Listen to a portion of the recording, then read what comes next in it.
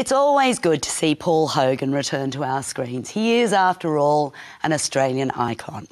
He's teamed up with Shane Jacobson to play father and son, Charlie and Boots. They're not actually the best of friends.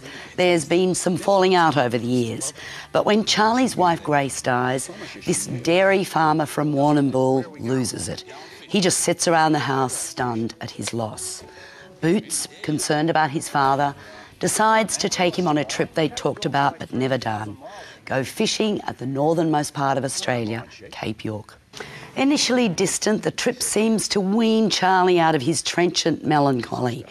He's not above wanting to set up Boots with a girl along the way. Look, Dad, all I'm saying is I don't need help with the ladies. Well, we both know that's a load of rubbish. All right, we'll put it this way. I certainly don't need your help with the ladies. Hey, she gave you a phone number, didn't she? Yeah, but I didn't ask for it. That's what I'm for. No, Dad, that's not what you're here for. Actually, you know what? From now on, you can stay in the car when we stop to eat.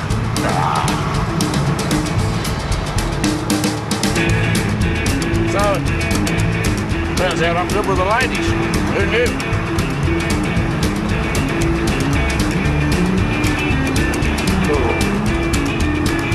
You all right, Bob? Just get past this truck, son.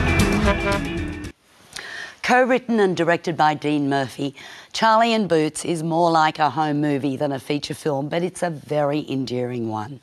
We get to travel the distance through the back blocks of Victoria and New South Wales. Very nourishing. Paul Hogan seems more relaxed in this film. Shane Jacobson's natural presence on screen works well for both of them. There are parts that are very funny. I love the origin of Boots' name, but this is less an outright comedy than a genial road trip that embraces not only the two travellers, but some very typical Aussie folk along the way. David.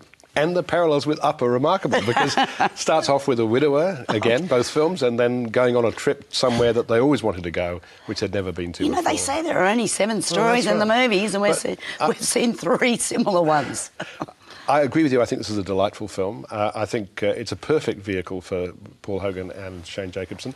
And Morgan Griffiths, who plays the girl, the hitchhiker they pick up, she's lovely too. Yeah, isn't she? Yeah. I think it's lovely that the film takes its road trip in sequence. I think they filmed it in sequence, so you travel up through Victoria, through Echuca, and then into Hay, and so on, to Tenterfield, and up to Emerald, and so on, until they finally get to Cape York. And it's a lovely journey with lots of lovely vignettes along the way, and lots of room for really good Australian character actors to appear, like Anne Phelan and so on. And particularly touching, I thought, was the scene where they visit the old friend played by Reg Evans, and the two old men have really nothing to say to each other, but they love each other's company. And of course, Reg Evans sadly died in the Victoria bushfires, and the film is dedicated to all the victims of the bushfires, which is a lovely touch, I think. And oh my God, there's more. You mustn't miss the end of the credits. So many people walk out on the credits, you know? I mean, it's a bad habit. Not us. Not us. But if you stay to the end of the credits of Charlie and Boots, you'll see the best joke in the film. What are you going to give it? I'm going to give it 3.5. So am I. 3.5 stars.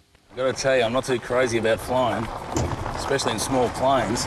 Well, if you get scared, just close your eyes. That's what I do. Oh, fantastic. Well, you can always stay here. Look after the survey with Marge. Nah, your missus scares me. Yeah, that makes 2 of us. Hey, where do you get your aviation fuel around here? Aviation fuel? That's just revenue raising for the government. I use what I've got in the pumps. That works just as well? Yeah. Well, seems to. So was it fun? Was the whole film fun to make? Absolutely. Yeah. Absolutely. Ridiculous to get paid for it. We took the money. It was a road trip, but with an entourage.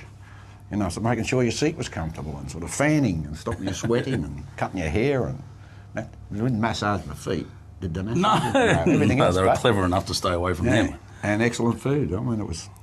We had an absolute ball, and I think as we probably said before, the only thing that made us sad sometimes was when we heard the word action, because we had to stop having fun. When there's a scene, for example, in Hay, were you actually in Hay? Yeah. We were. Most of them, sometimes interiors might have been sort of, okay, we're supposed to be in Tenterfield, but we're really in Oodnadatta or Echuca or wherever else we were. But we did, it was the 17 motel tour. We really did drive all the way up there. I think we only flew we flew to Cairns or something at one stage. That was, otherwise it was all drive all the way. The motels got worse, and but the people remained fantastic. Yeah. The beer remained cold, and the scenery got better. I want you to pull over. I want us to what? I want you to pull over. Pull over. Should be interesting.